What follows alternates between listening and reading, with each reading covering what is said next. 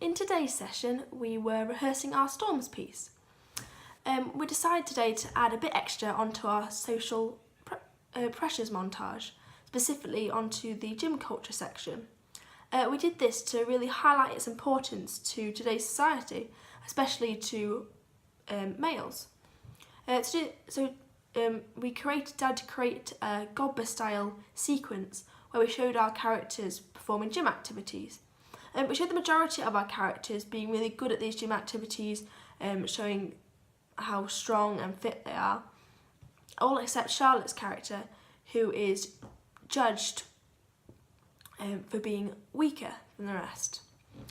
We did this to emphasise people's fear of being judged for not having this muscular physique, and feeling pressured to have it and feeling pressured to go to the gym, but also feeling inadequate once there when if they don't feel as good as the people surrounding them.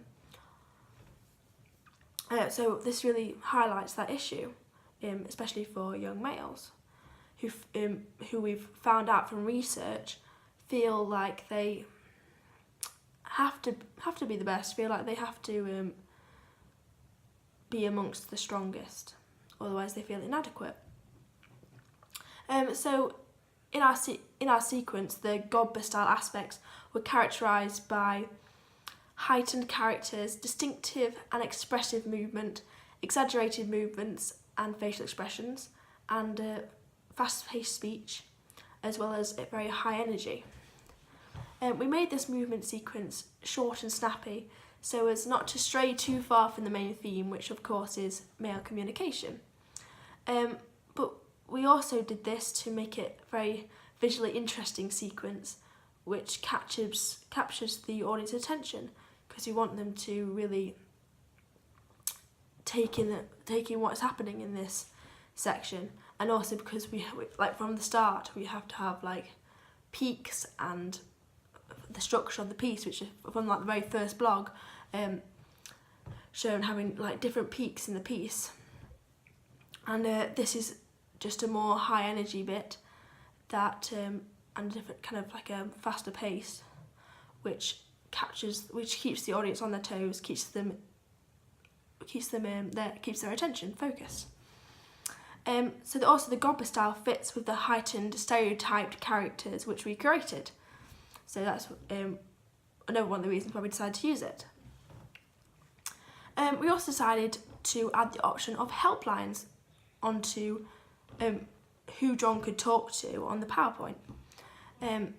So we decided to do this because it introduces this as an option, because we thought that people might assume that helplines are just for people with mental health problems.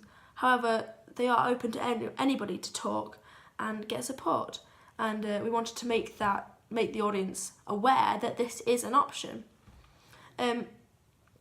Something else we did today was add lines onto the end of our piece to make a smoother transition into the workshop, because the ending felt very abrupt, like we had the scene where Adam helps John and then we went straight into the workshop and it just felt too abrupt, so we created a conclusion, if you will, to the piece to try and help that transition and to shift focus and just sum up everything that we've been all the message that we've been trying to get across. So the lines are as follows.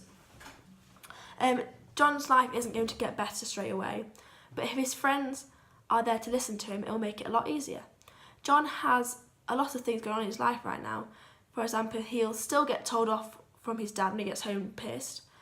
Everybody's got stress in their life and everybody's going to feel like John at some point. I'm stressed about the way people look at me. I'm stressed about not sleeping. I'm stressed about the future. The point we're making is that having a penis can sometimes get in the way of talking about these things. What we're going to do now is talk about some issues that have been raised in the piece and go over some of the ways you can be a better listener. So this conclusion bit will be said by all of us. So we will end the piece by getting into a line and each saying a couple of lines from this conclusion. We thought the personal anecdotes were a nice touch, as it kind of makes it seem more relatable to them and helps them know that everybody's stressing, everyone feels stress, and there are ways to cope with it, and the ways that people find to cope with it. We use this conclusion to conclude the scene that just happened and explain how Adam helped. That was the bit about how even though Adam didn't magically solve all John's problems, he made it easier because he was there to listen to him, and it made John feel less isolated. It also sums up the message of the piece nicely before we go talk about the message in the workshop. And again, it also introduces the workshop, and it just it smooths out that transition between end of the scene and the workshop and just sums everything together. So the last thing they hear before going to the workshop is the message we're getting across, and that means they're more likely to remember it. So that was what we did today.